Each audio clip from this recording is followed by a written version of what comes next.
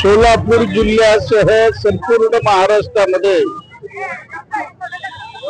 100 वर्षात अशी अतिवृष्टी झाली नाही, असा पूर आला नाही, इतकं भयानक पूर या महाराष्ट्रामध्ये आला।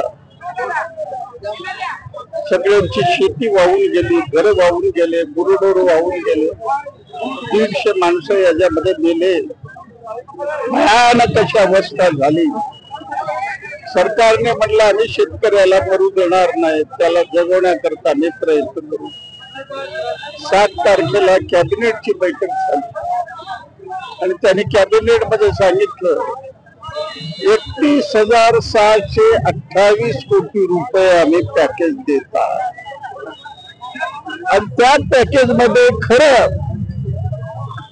6,500 कोटी फक्त शेतकऱ्याला मिळणार आहे। विम्याचे सुद्धा 5,000 कोटी इन्क्लूड केले, विम्याचे पैसे। आता मला हे सांगा, रोजगार आम्ही ज्याला मनरेगा आपण म्हणतो ते कधी वेळेवर पैसे मिळतात? त्यातला 1,000 कोटीचा हिशोब याच्यामध्ये सरकारने केला। सगळी शेती वाहून गेली, आता नुसतं दगड आलेले आहेत। आता ते शेतीचं पोट व्हायला 6 महिने लागणार। सरकार म्हणू लागलेलं आम्ही 3 लाख रुपये त्यातनं देतो। म्हणजे सरकारने डोंगर पोखरून उंदीर काढलेला आहे। शेतकरी प्रचंड नाराज आहे।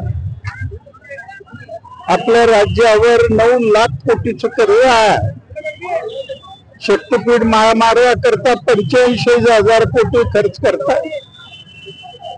कर्जमुक्त करता 1 रुपये जाहीर केले, शेतकऱ्याचं कर्ज माफ करा। ओला दुष्काळ पण जाहीर केले। संपूर्ण महाराष्ट्रातल्या शेतकऱ्यांना 34,000 कोटी आहे। शेतमजुरांना 1 रुपये तुम्ही दिलेले नाहीये।